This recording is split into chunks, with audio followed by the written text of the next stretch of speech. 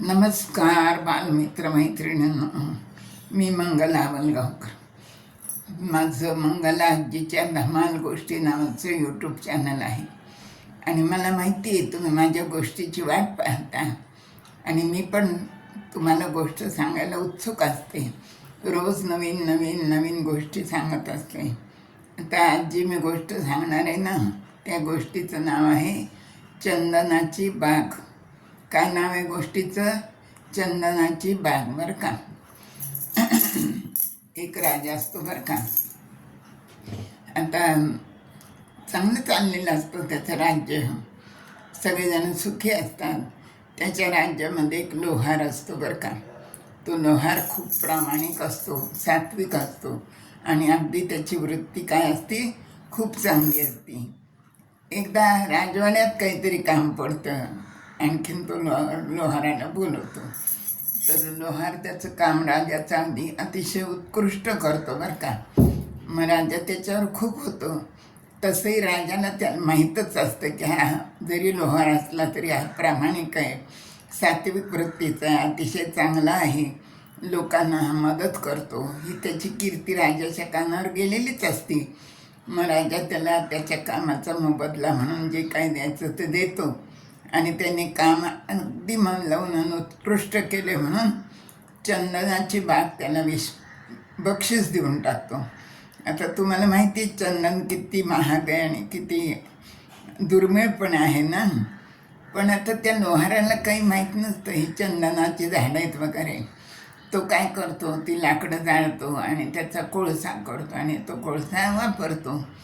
असं म्हणून काय होतं, रोज रोज रोज हे करून सगळी चंदनाची झाडं त्या बागेमधली संपून जातात.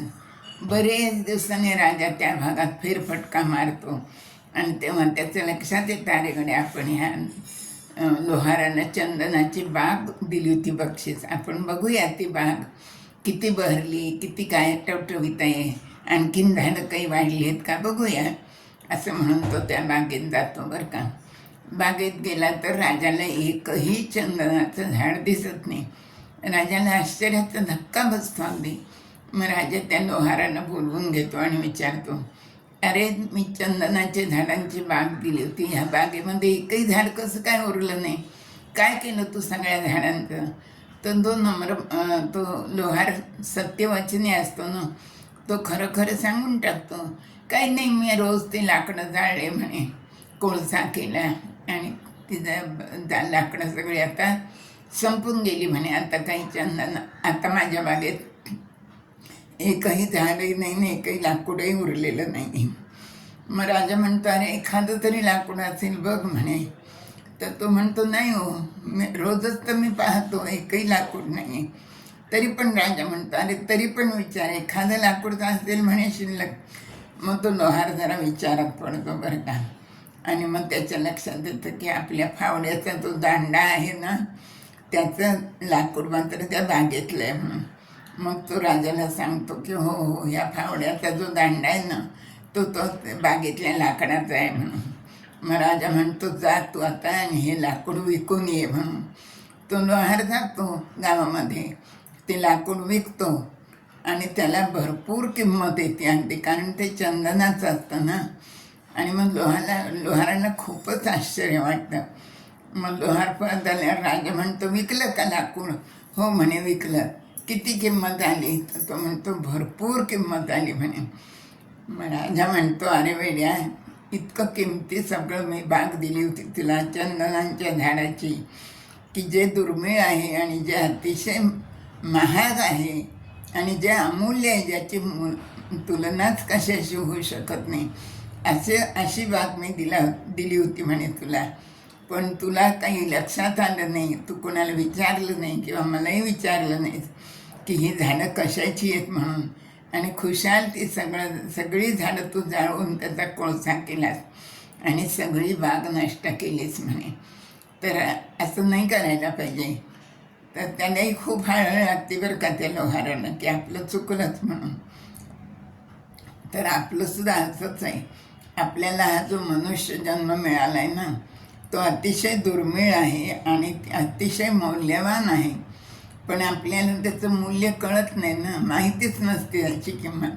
म्हणून तो आपण कसाही वापरतो आणि त्या जन्माचं सार्थक करण्याच्या ऐवजी त्या जन्माचं आपण काय करतो, वाटोळं करून टाकतो. आपल्या जन्माचं सार्थक करायचं म्हणजे काय करायचं, तर प्रत्येकाने आपलं आपलं कर्तव्य व्यवस्थितपणाने करायचं.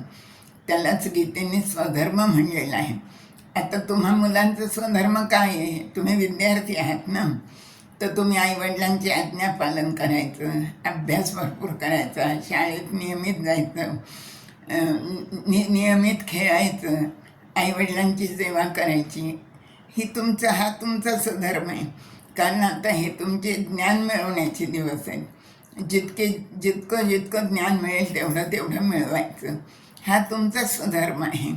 आता मी म्हातारी आहे, आजी आहे, माझा काय स्वधर्म आहे, तर मी ईश्वर चिंतनात स्वतःला गुंतून घ्यायचं, आध्यात्मिक ग्रंथ वाचायचे आणि तुमच्यासारखी जी नातवंड पतवंड आहेत, इतर म्हणजे जगातली जी मुलं आहेत ती सगळी माझी नातवंड पतवंडच आहेत ना, त्यांना संस्कारक्षम गोष्टी सांगायच्या, स्तोत्र शिकवायची, चांगले चांगले अनुभव सांगायचे आणि त्यांच्यावर चांगले संस्कार घडवायचे.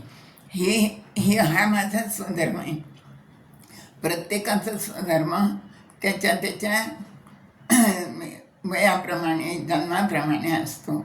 तर ही अशी चंदनाची बाग नावाची एक अगदी नवीन गोष्ट आहे, जी कधीच तुम्ही ऐकली नसेल, ती आज मी तुम्हाला सांगितली. धन्यवाद.